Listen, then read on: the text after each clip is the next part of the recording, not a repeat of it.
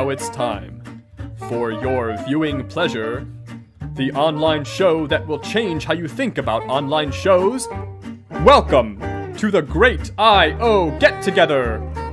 On tonight's show, fun and excitement like you won't believe. The thrills, the chills. Now join me in welcoming your hosts and mine, Richard and Tara! Thank you so much, Pete, and welcome everyone to the Great I.O. Get-Together number 9, Carter v. Carter, Dueling Carters, with Dorothy and Nathan. My name is Richard, this is my co-host Tara. How's it going, Tara? What random whatever do you have for us today? I know that you love animal facts from the New York Times, but I've got something different today. So I read this paper, it was in PNAS actually, about scientific impact. Oh. And the finding was that the bigger the scientific field, the harder it was to actually change the dogma, and without citing all the existing literature on a topic. And I've just been thinking about that all day. I know we've written a lot about research impact, but it means that the smaller the field, the more chance you have to actually make a difference and change it. Oh, so there's a huge opportunity to change things in I.O. is what you're saying? Yeah, that's what I'm saying. Well, excellent. So that's great news for our viewers. If you've never joined us before for this thing that we're doing, we record these live. This is a fully live show, so we can take your questions as you have them. Live gigs are facilitated mostly by our Discord community, where you can chat with all your fellow viewers during the show anytime you want. You can find more details about that on the website at thegig.online. All of our regular shows, this one's no exception, have 2 halves. So in the first half, we have a little bit of fun, and the second half, we get a little bit more serious, all with our guest or guests of the day. So at the top of today's gig is going to be the Newlywed Game, which I will leave to Tara to explain just a little bit later. Our lucky guests today are Doctors Dorothy and Nathan Carter of the University of Georgia. Welcome to the show, Dorothy and Nathan. Thanks for having us. Thank you so much for having us. We'll be playing our game about 20-30 minutes or so, and then after our mid-show break, we'll chat a little bit about the challenge of dual careers. So if we're all ready, I will hand it over to Tara. All right. Well, apparently Richard has not learned his lesson about letting me make up games for this show, so I'm going to ruin yet another classic game show. In this game, I've asked each of you some questions about the other one's career, and I'm going to see how well you really know each other. So, and we'll keep score. Richard, you'll keep score, right? Wait, okay. Yes, great. Okay, to me. Fantastic. All right, so let's start. We'll start with a really easy one, okay? All right, Nathan, what is Dorothy's dissertation title? I know the topic. I'll give you half credit if you can get it close. This is a great start. Like, do I know my dissertation title? That's a good point. I don't think I know mine, actually. Like, can I verify this? I have it written down, don't worry. I don't know if you're already using this language about it or not yet. Go ahead. Granting influence and so, no. Granting leadership, I don't know. All right, you can have 1/10 of a point for saying the word leadership. I think that's reasonable. That's better than I did on my comps part for leadership. Yeah. All right, Dorothy, can you do better? What was Nathan's dissertation title? Item response theory, various other words after that. All right, you can have 1/4 of a point. How's that? We get to know what it was? Yeah, will you tell us what our dissertation topics were? Okay, well, Dorothy's is titled The Motivational Drivers of Leadership Emergence in Multi-Team Systems. I could not find Nathan's on the internet, so I have no idea. Differential functioning of items and tests under the general. I remember that when I turned my paperwork in, the administrative assistant was like, "What the hell have you been doing?" Yeah, that's always a good sign. Always a vote of confidence. Especially when your whole committee agrees with her. All right. Well, maybe you'll do better on the next question. A little bit easier, maybe. So let's see here. Dorothy, we'll start with you this time. What is Nathan's proudest career accomplishment? Ooh, like an outcome, I would say your first JP paper. Oh, he close. Oh, really? Yeah. Very close. Nathan, can you do better? What's Dorothy's proudest career accomplishment?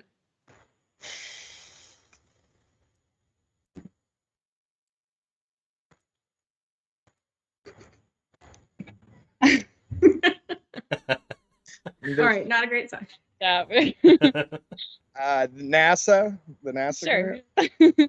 That's interesting. So you each gave your own answer instead of the other person's answer. So Okay. That was my first NSF Yeah, grant. and So mine was yours my first the JP paper. classic mistake. All right, no points for that one. Let's see here. Okay. Ooh, this is another one about papers. We'll see if you can do it. So I would like you to each tell me what the other person's most highly cited paper is. It's a tough one. Yours is your the Mm-mm. JP, no? Mm-mm. Oh, we're not talking first author stuff. Right. It's that topology. Yep. Yep. The Amazing. Full point. Full point for Nathan here. Point. And I don't know what mine is actually. yours I do think I do. I do think I know. Is yours a curvilinear paper? No. That's like The veterinary papers? I'll give you a hint. The title is ridiculously long. Oh, okay. Oh. Is it the my trust paper? No. I don't know. Oh, geez. All right, you ready for this? Yeah. It is. It is a test of the International Personality Item Pool representation of the revised neo-personality inventory and development of a 120-item IP-based measure of the 5-factor model.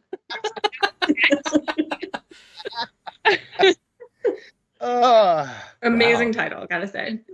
That's how you get a psych assessment. Apparently. All right. Okay. Next, let's see if you can guess what each of you said. What is your most fun research project you've ever worked on? Ooh. You go first. For what you said. Yeah. Let's see. Fun.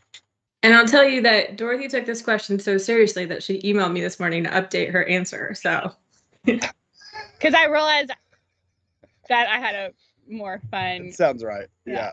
Yeah. Something to do with Italy would be my guess. Close. Okay.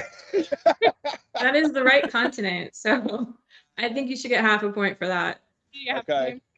So I said that there was a whole series of projects that I did in graduate school with Leslie, and my really fun cohort members, Raquel and Amy and Peter, and I lived in France for a semester, and I would say I had the most fun.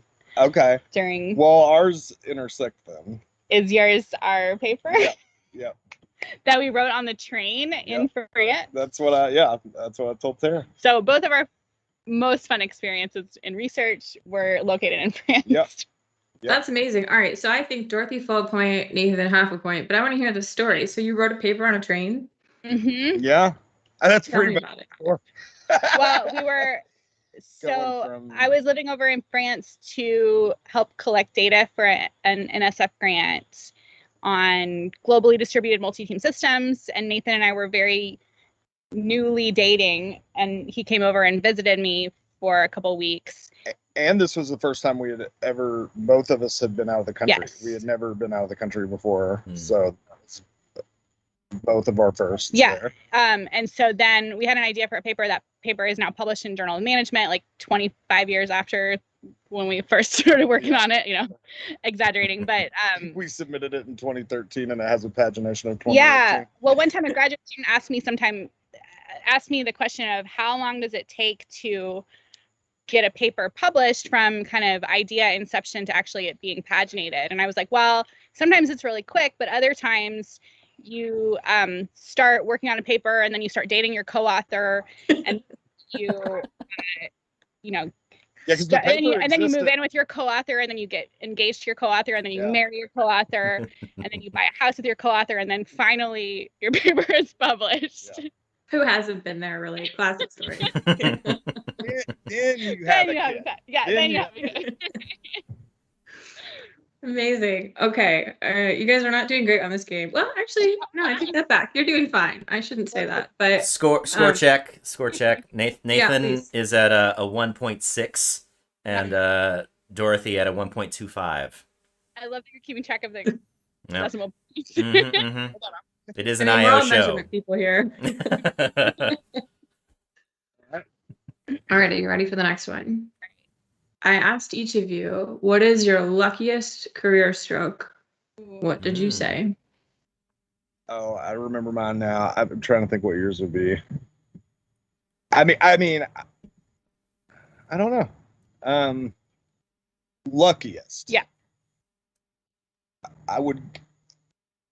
Some of these, it's like I don't want to say them because if it's not right, do you know what I mean? It doesn't. Okay. I think it's part of the game. I think you've discovered why people watch the Newlywed Game. Was it? Yes, that's Okay, because that's my answer. Zicker.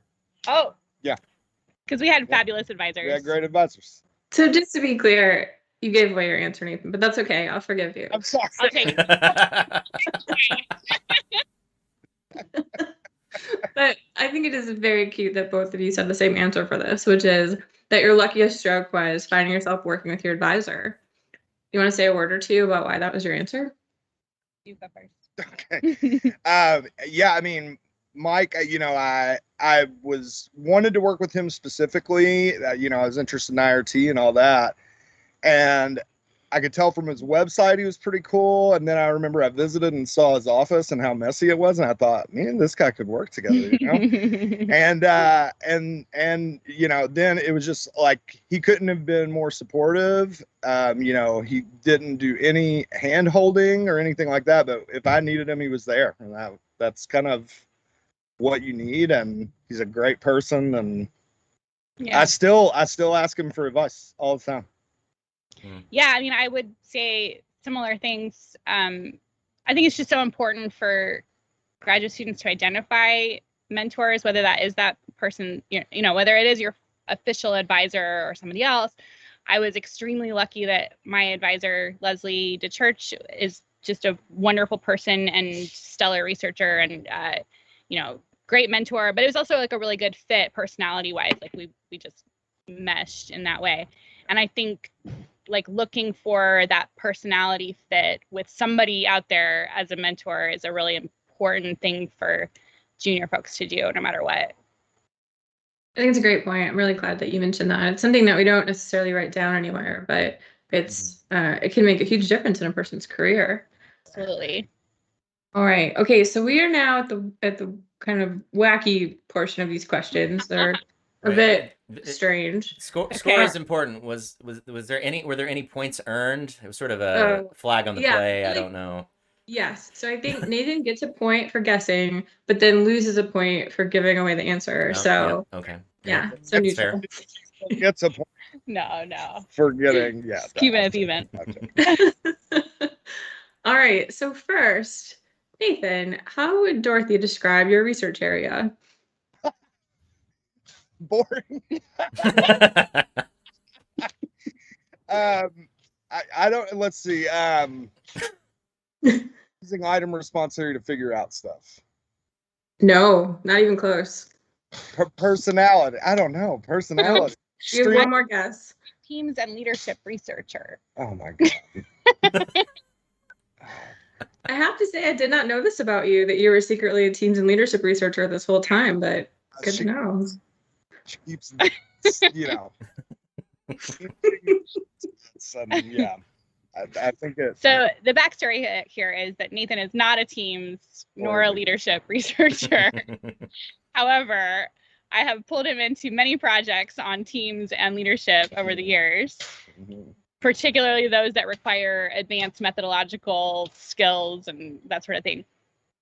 And he does it willingly-ish.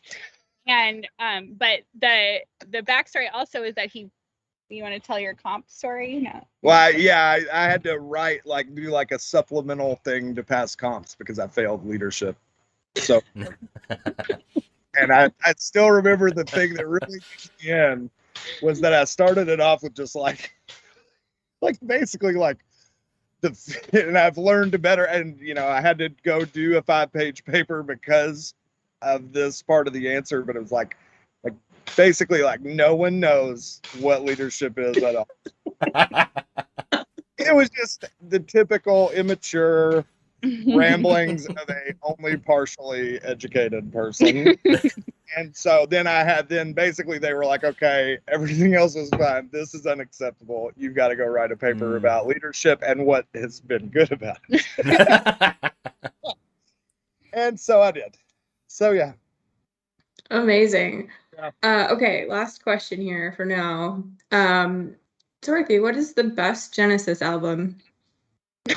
No, my favorite. I thought it was my favorite. Oh, sorry. You're right. What is Nathan's favorite Genesis album? Your favorite Genesis album? Mm-hmm. Carpet Crawlers? Is that a thing? Oh man, no, it's a song, but it's on a different album. Then I don't know. Okay, it's Selling England by the Pound. The long song. The long song. I got a long lesson about the pros and cons of Peter Gabriel as a member of Genesis yesterday. I have to say, I learned a lot. Mm-hmm. All right. Your face, it reflects my own in those. All right, I'll give you one more chance to redeem yourself, Dorothy. Your last question for real. Please explain what is an exogenous variable. It's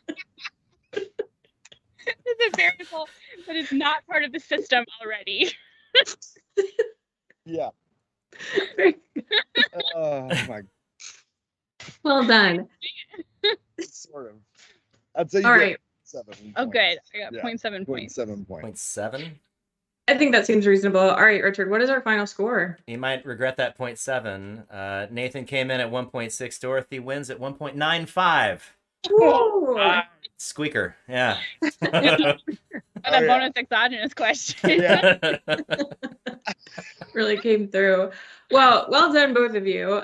So now we'll take a quick break, and when we come back from our break, we will talk a little bit about some of the stories that you just mentioned and what your experience has been like as a dual career couple in IO psychology. So see you in 5 minutes. Yeah, I'll throw in too, for those that are on the live stream, if you have questions, now is the time. Put them in YouTube live chat or put them on Discord in the on the on-air channel. Yeah, see you in a bit. We'll be right back after these messages from our sponsors. We're back. Welcome back, all. Tara, lead us into our enthralling discussion. All right. Well, so today's show is titled Dueling Careers because we want to talk about dual careers. It's a pun, you see. So let's dive in. So first of all, what are some of the challenges of existing as a dual career couple in the same institution that other people might not be aware of? Yeah, I'll start with that one. So Nathan and I I'll just kind of explain our situation. So Nathan started working at UGA as an assistant professor while I was still in graduate school.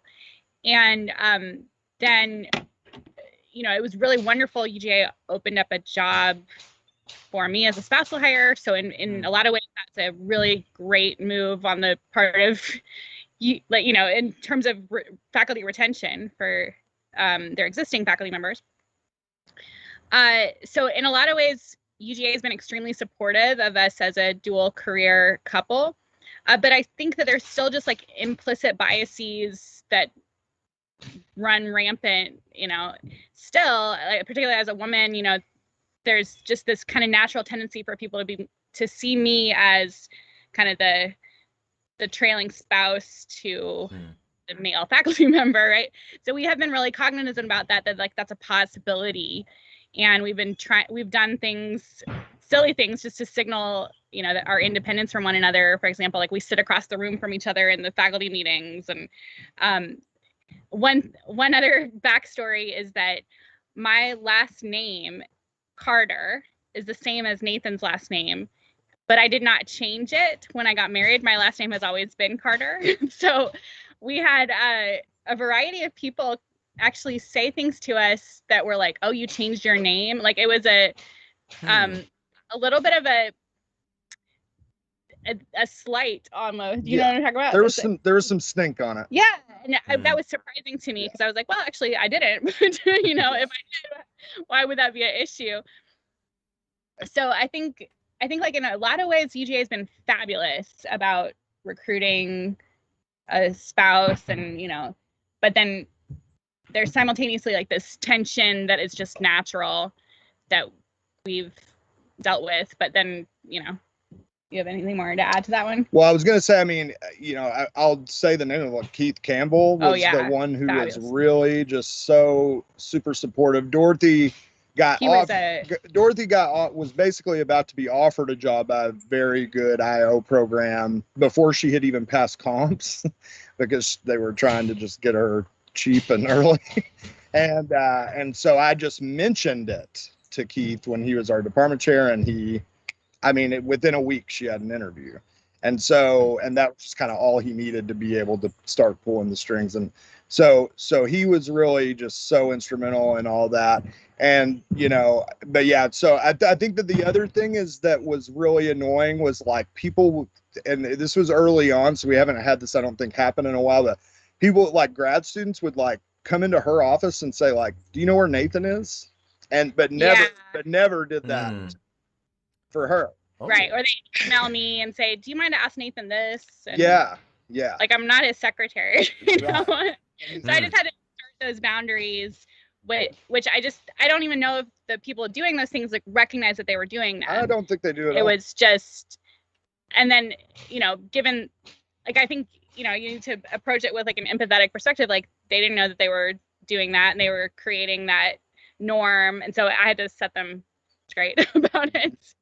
Well, it seems like you've got the right attitude, which is that you saw it as an opportunity to educate them about things they were probably not doing on purpose, but still have consequences. And it's also great to hear that your institution was supportive. And of course they should be, because you're both such talented researchers. But I think we know that, sometimes an institution doesn't have that clarity of sight and can be really difficult to work with. So glad to hear that wasn't your experience. So the way that you work together is really interesting, because you sometimes write papers together, but for the most part, you work with other teams of collaborators. Can you talk about how that works? Like how you collaborate together and how you work separately? Yeah, I think it's related to the first question too, especially since we're on different timelines and Nathan started his tenure track job several years before I did. We certainly didn't want to have me be on the tenure track working exclusively with Nathan or something like that, which I wasn't going to anyways, because we have very different research interests. So in some ways it's related to the idea that we wanted to establish ourselves as separate entities research-wise. So for the most part, we do our own thing. We have very different working styles too. Like I, work a little bit more intensively with my collaborators like Kristen Cullen, Lester, Marissa Scheffler, and Amanda Thayer, some of my close collaborators, and we get on Skype or Zoom and for hours work together on Google Docs, whereas Nathan is much more of a divide and conquer kind of work style. But then for certain projects, it's more like we rely on each other's expertise. So like I'm on a networks paper that Nathan has, and then he's on where he was asking me questions about network analysis over the years. And then he's on some papers that I have where he was working on the analyses. And one interesting thing that ties into the first question is that there are papers early in our relationship for both of us that I think now we would have put each other as author on. Mm-hmm. But then we didn't want to be seen as like, she's dependent on me or I'm dependent on her or whatever, right? And there was that kind of fear of being viewed a particular way. And so I think that there are just these little fears that you have to kind of deal with. Because like we always do talk about like what we're working on with each other. Yeah. And so then, ask each other's advice on various things. But like you said, there's papers that probably we did co-authorship work on each other's stuff a long time ago. But we consciously did we're like, you're not a co-author on this paper. Co-author because of the perception that could have. Yeah. Right. And quite frankly, the perception will always work against either the more junior partner or the woman in this case. Right? So and in this case, it's like both. I'm the junior and the female. Mm-hmm. So yeah. Well, let's talk about some of the benefits then, because this is the bummer. So tell me, what are some of the benefits of a 2IO household? Like, for example, do you read JAP together at the dinner table? Do you maybe like compete about who's the most leadershipy? What does that look like? Well, to get back to what Nathan said, I think that we have like done co-authorship work on each other's papers for years, and I do think that is just because we weren't giving each other authorship credit, it's still not that big of a bummer. We have like really kind of made each other's research better over the years, I think, and we definitely read each other JAP out loud every dinner. No, we never have done that. Sometimes. No, I mean it's nice to have somebody like your partner who's very much on the same wavelength in terms of like what your interests are too. So I think that's always a benefit. I think too, I mean, which is more like you work together thing, but like you all know the same people. Yeah. So there's never we never sit at the dinner table and don't have something to talk about, because we know so much about each other's context that it really allows you to like be like, oh yeah, that's, you know, nuts or whatever. So that's helpful. And then also your accomplishments, it's like your spouse can understand these things. And so like I'll tell Dorothy and she's like excited to the appropriate extent, but then I go like tell my parents and they're like, oh, okay, I guess whatever that means. Was that better than that one thing? And I'm like, oh, that wasn't even a thing. You know, it just so it's nice to have someone. It's a very small world with very particular parameters, and so it's nice to have somebody that understands that. Yeah. So, I've heard you've recently added a third Carter to the club. How's that going? Well, it's going really great. Maybe she'll make a guest appearance here in a minute. So Sophia Rose Carter was born on December 4th, 2020. She's a true pandemic baby in that she barely knows that anybody else exists other than mom, dad, and grandparents. I think we took her on a vacation to the beach in May, and I think the thing that blew her mind the most was like seeing a big gas station. She saw like the lights, and it was really exciting. And then she saw the 12-year-old girl. It was like like a 9-year-old, and so she's like so transfixed on this 9-year-old girl, and I was kind of like, why is she so transfixed? And then I realized she's never seen like an in-between person. Around my brother's daughter like and his son, little kids. And adults, but she's never seen like. She didn't realize that we came in those sizes. Like a tween. So yeah, that's been great. Thankfully, my parents moved to Athens, Georgia, last summer, right before she was born, which has been extremely helpful. Because one other challenge is when you have the same job as your spouse, you know. We pretty much have been passing her back and forth. Like we don't have her in daycare right now, except for sometimes we can't do that when we're both in meetings or podcasts at the same time. And so it's really a wonderful thing that my mom is in our living room right now taking care of her. Rosemary. Yay. So for people who don't have some handy grandparents nearby ready to swoop in, what do you think institutions can do to support dual career families? Oh my gosh. Yeah, childcare. Yeah. Huge childcare. Yeah. Like, I don't know what we would be doing. Our jobs would be suffering right now because I mean, also like having some type of leave. I mean, this is a University of Georgia thing, you know, potentially like 6 weeks. Definitely. 2 weeks, and that was this year that they because it was none. So yeah. So leave. I mean, the obvious things: childcare, leave, and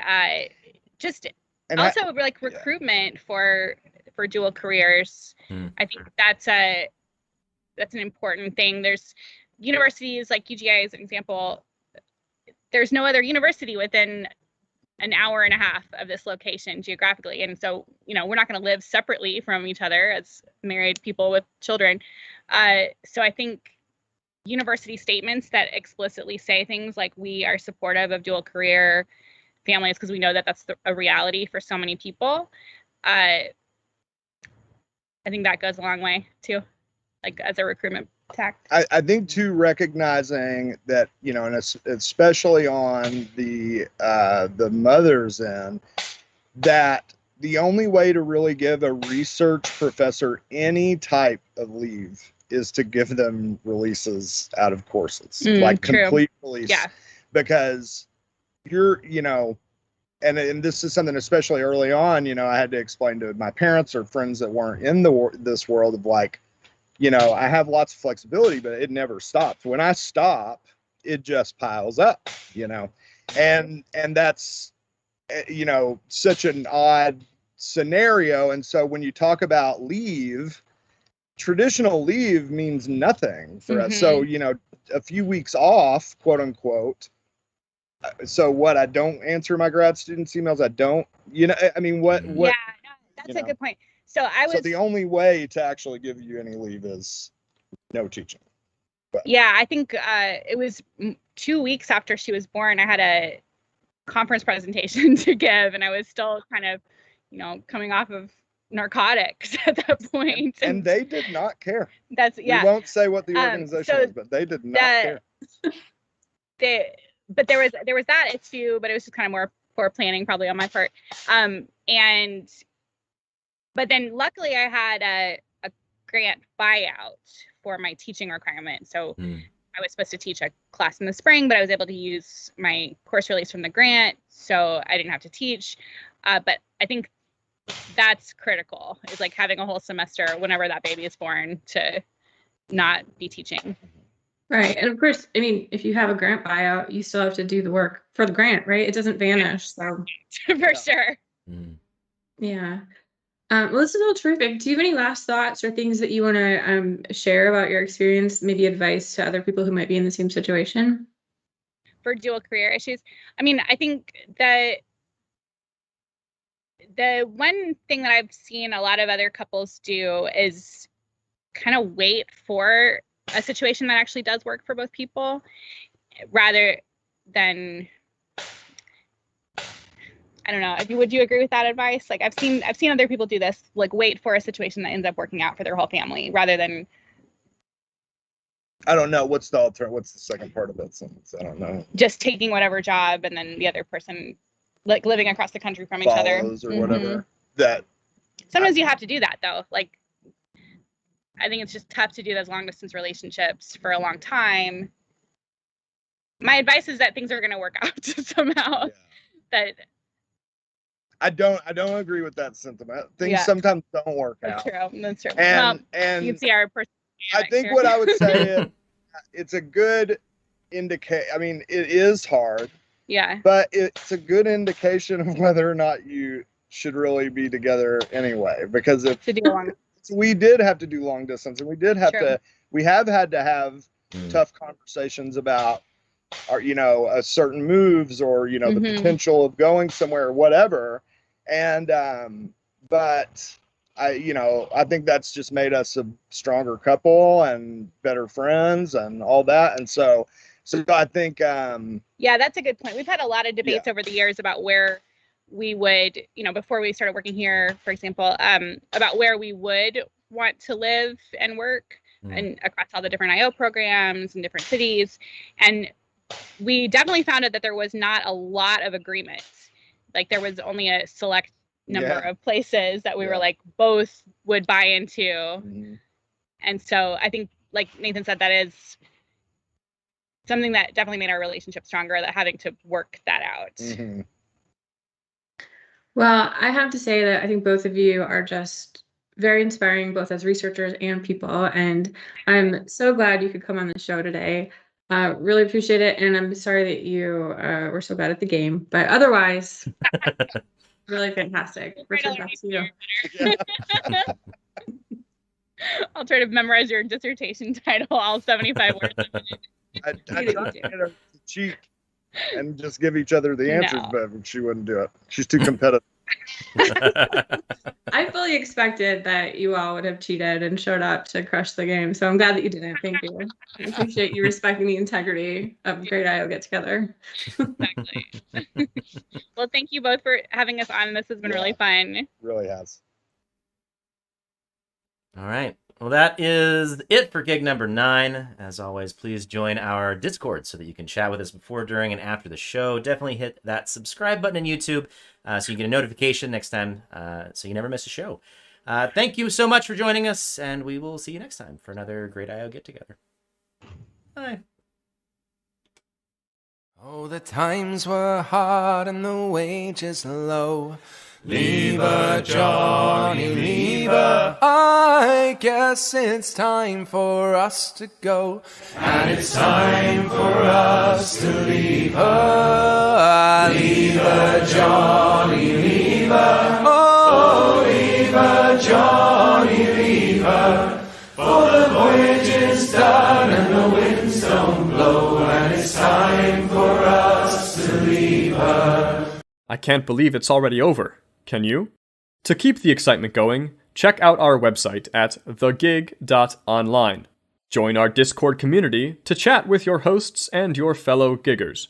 Subscribe to our YouTube channel so that you never miss a gig. Above all, thank you for joining us, and see you next time for another great IO get-together.